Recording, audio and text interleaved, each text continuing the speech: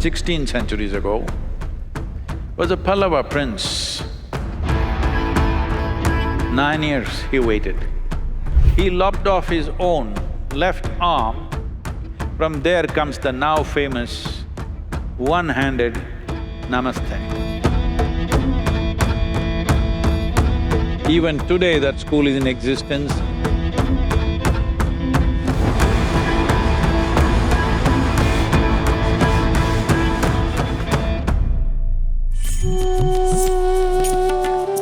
Around 15 centuries ago, was a Pallava prince. He became a monk. He is immersed in what he is doing. As per the wishes of his guru, who told him, go north and spread this, he went north. Went north enough to go into China. When he went there, the news spread that Buddha's disciple or somebody who is in that path, deeply immersed, is coming this way. So emperor who had this aspiration all his life, who had built meditation halls, gardens, everything ready and translated all the Buddhist teachings into the local language, kept everything ready for a master to arrive. Now when he came, by then Emperor Hu is over 72 years of age, he came to the border of his kingdom to welcome Bodhidharma.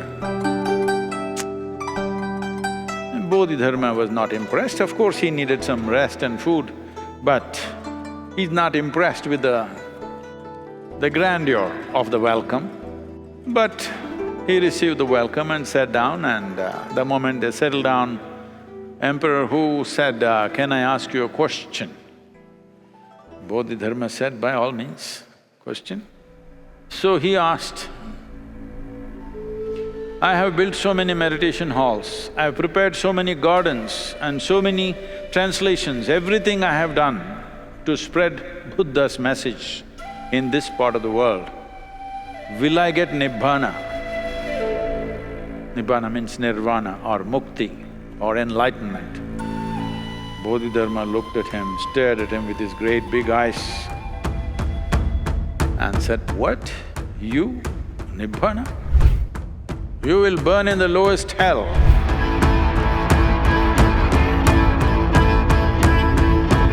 Somebody just welcomed you, gave you everything, gave you food, and now he says this.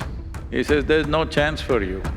Because the very fact, as you're doing all these things, you're keeping accounts of how many things you have done in your life, you're not getting anywhere, and he walked away.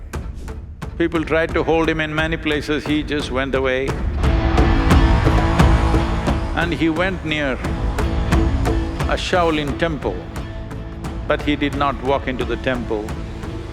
He went and sat in a cave close by. So, when Bodhidharma went and settled in the cave, General Shen followed, wants to be his disciple because he has heard that Bodhidharma is a kalari expert, a master of kalari. But Bodhidharma doesn't say a word. 9 years he waited. Then Bodhidharma came out and entered the temple. General Shen followed, begging him, please take me as your disciple. Bodhidharma said, that will only happen when the snow turns red. So General Shen, in a fit of courage and sacrifice, he lopped off his own left arm and swung the arm around, and all the snow around was covered in his blood and froze in the snow. Bodhidharma looked at this and he could not push him away anymore. He took him as his disciple. General Shen, trained in kalari, became a master in his own way. From there comes the now famous one-handed Namaste. Even today, they're doing it. This came from General Shen, who had only one arm. He did his Namaste like this.